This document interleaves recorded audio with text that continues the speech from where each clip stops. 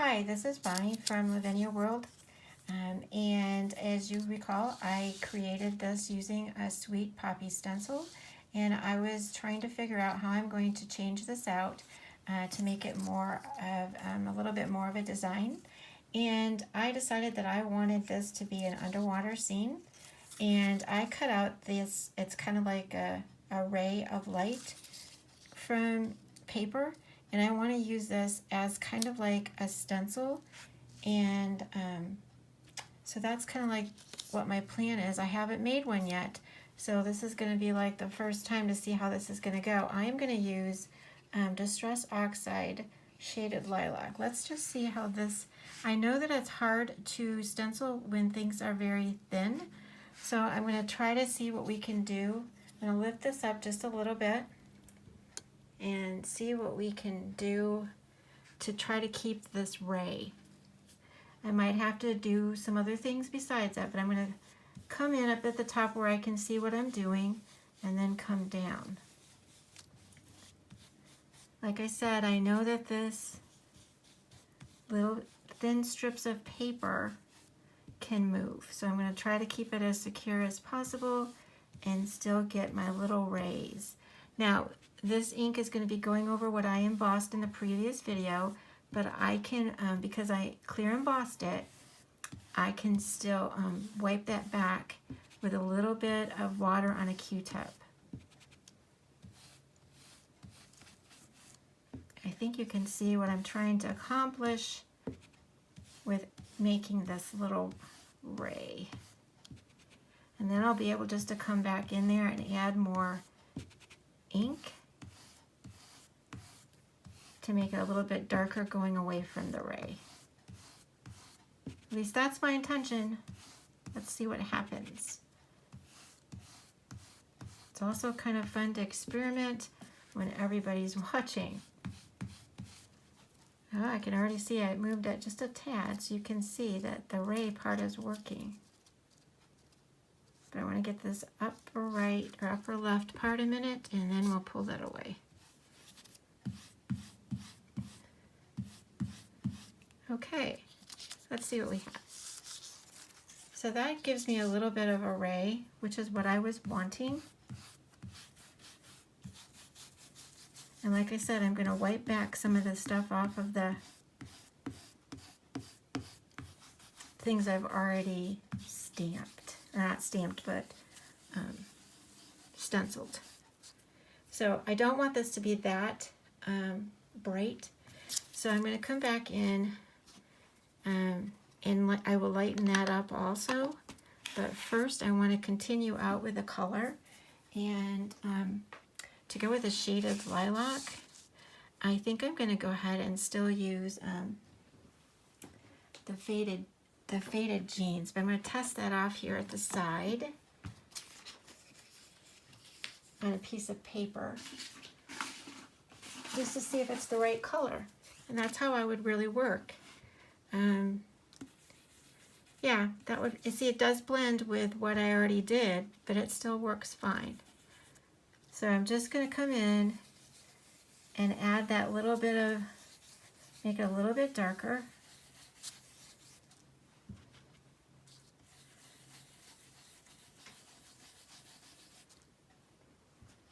Because like I said, I really want to keep that ray in there.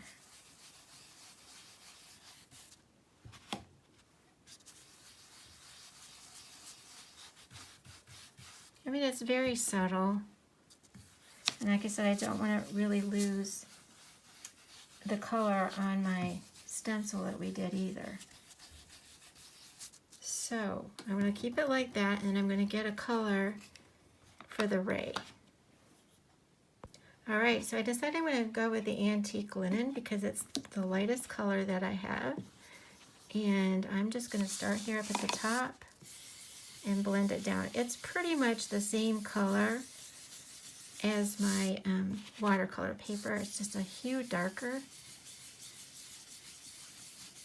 But I wanted it to really blend in with what I have at the side, so it's not too harsh. And I might have to come back in with that shaded lilac.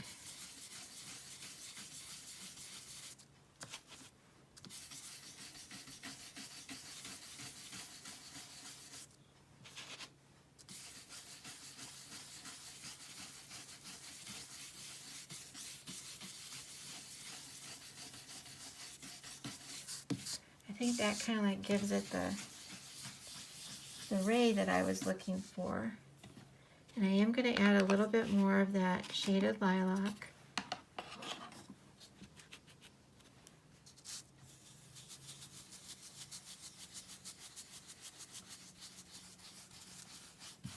And I'm just doing that right over the whole thing, but I'm not using the full ink coming on. Okay. So that's the look that I'm going for. I have to, like I said, use a Q-tip to pull back some of the color over what I did. But before I even do that, because this is all water-based that I just did, I am going to use just some water to spritz it.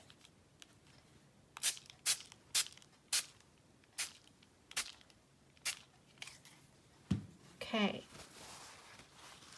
I'm going to take some of that back.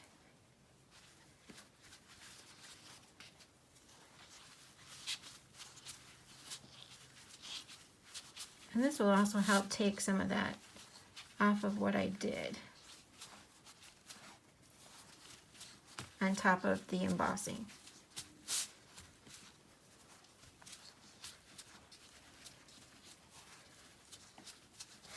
Okay. So I think I'm really liking that look, giving me the ray. Now the intention now is I am going to be taking one of the Lavinia stamp mermaids, the one that's Zelith, and it's LAB 616, and I am going to be putting her right there. I think she's gonna go down just a little bit further. And I'm not gonna stamp her on here, because if I stamp, I've already embossed, and it will look like she's behind everything instead of in front. So whenever you do stamping and you do embossing, you want to make sure whatever you want in the front gets embossed first. So heat embossed. So what I'm going to do is I am going to stamp this on top of vellum and heat emboss it, and then probably cut as close as I can around it and bring it back in to show you how that looked. Okay, so I have her stamped on vellum, and I embossed her. That way that it seals that on the vellum and doesn't rub off. So I am going to go ahead and color her on the back side. It's very subtle. As you can see, I already put some on. It's very subtle. But I still wanted her to have a little bit more of a solid look when I go to put her on. I'm going to cut out around her, and then I'm going to put her on the lanterns. I am using a Prismacolor pencil, and that's 902. And I'm not going to make this a really big deal. I mean, I could do some shading and stuff, but it's very subtle, and it's probably not going to show up very much. So what I also discovered was using a darker, brighter color worked better than using a light color. So what I am going to do though is I'm going to add a little bit of color. I'm going to add some pink to this. I'm just going to keep this a little bit of a shadow, and then I'm going to add some of the pink for the highlight. So the pink that I'm going to use is another bright, and it's 994. It's a brighter color.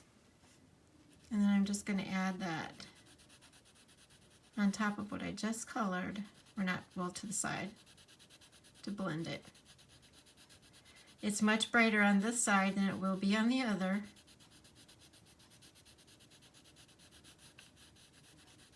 And one of the things too, I discovered that you can color over this, but it really doesn't matter a whole lot, because the color you color down first is what shows.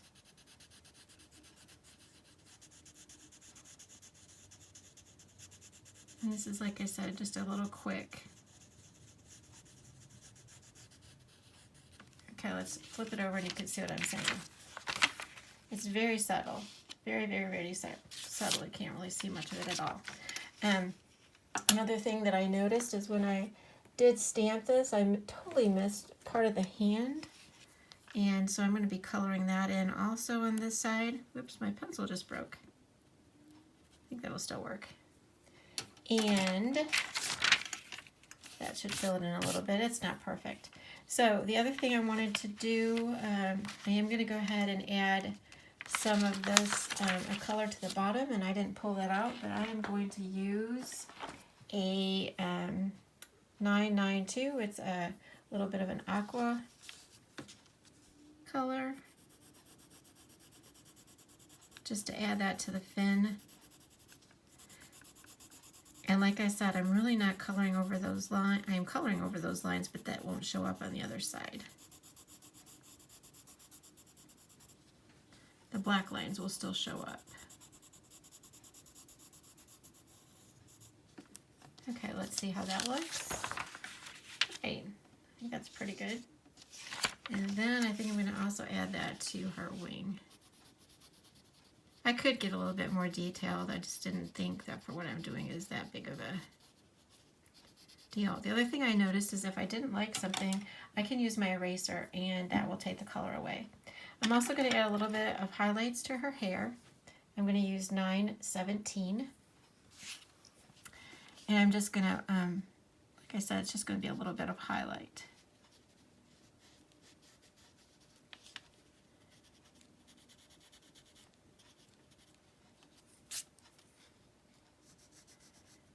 The hair is really a gorgeous, all the hair that I have found that you can color with the Lavinia stamps are very, it's just really, really pretty. I sit there and I think of how it had to have been drawn and all the detail. It's just really gorgeous.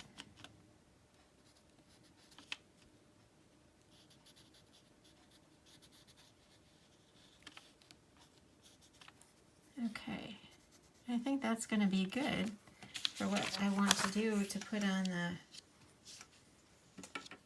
this. Let's see how it looks. Just laying it out. So yeah, it'll show up a little bit of her color will show up on there, and it'll look okay. I think with I might do a little bit more blending in there. I'm not sure, but yeah, that's what we're going to do for now. And then I'm going to cut around her as close as I can, and then we'll attach her. All right, so I have her all cut out, and I did erase a little bit of the pink so there wasn't as much of that showing. It blended in a little bit better, I think. So like I said, I have her all hand cut, and then what I decided to do is I am going to alter this word box. This was a word box that I bought. Let me see if I can get that to go a little bit taller so you can see. It is actually a little bit bigger than the project that I was working on. So the next step was I hand tore around the edge of this project. And then the next thing I'm going to be doing is using Mod Podge, and I am going to be attaching this to the box. It's a wood box. Oh, it's a wood word plaque, if you want to call it, or wall hanging. And then the next thing I will do is I will add her with more Mod Podge to the top. Okay, so my next step is I would like to go ahead and put the Mod Podge on top of this, and I am going to also use a little bit of this Fairy Hugs glitter powder that is iris. It is, you can see in light how pretty. It's just a pretty glitter. And then I'm going to also add the mermaid to the top. I am now going to be doing some talking during that time so I can speed it up a little bit.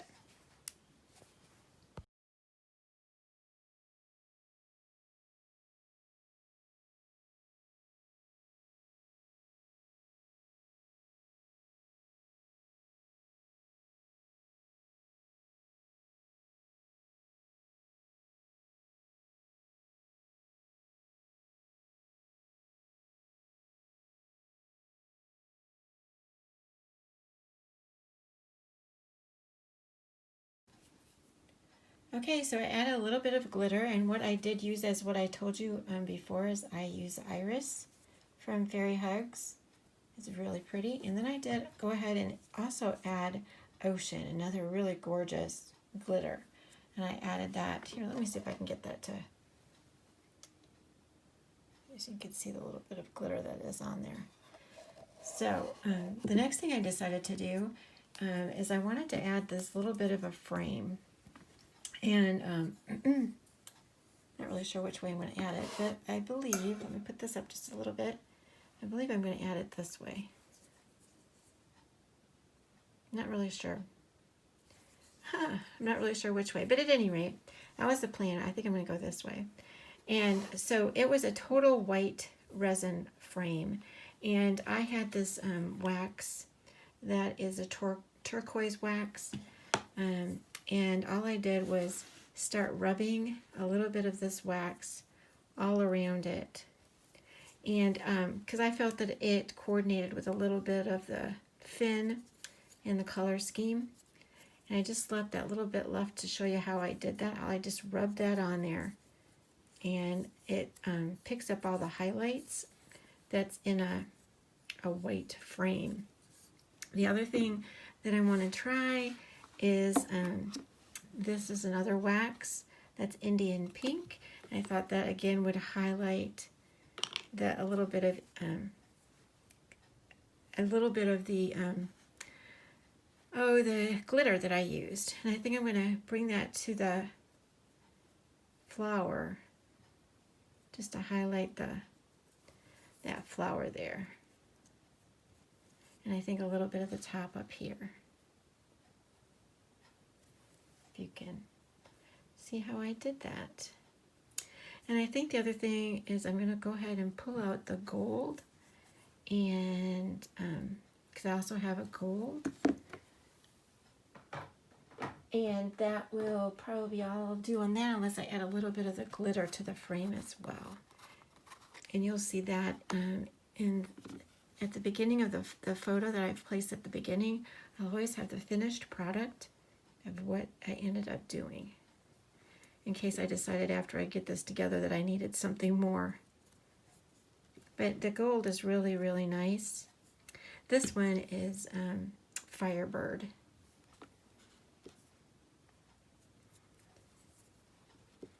So the other thing that's really nice about adding wax is if you paint it with a black gesso, it makes it look completely different than if you have a white background. I know it sounds funny when I say that, but I'm saying the colors actually look completely different on top of a black. And I've used that before in my videos. So you can see how that's turning out. It's really different. And I think it will accent her hair and the lanterns a little bit too.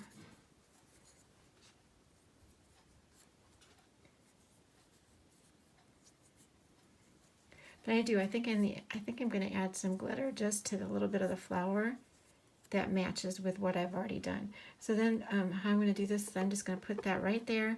I'm going to glue that down with probably like a glossy accents, and that will be on my frame. So with her, and a little bit of glitter.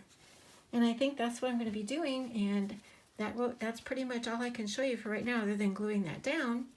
So I hope you enjoyed this tutorial, and please come back. And remember that the DT will have tutorials every Monday, Wednesday, and Friday. And we'd love for you to subscribe and share. And that's all for now. Thanks for stopping.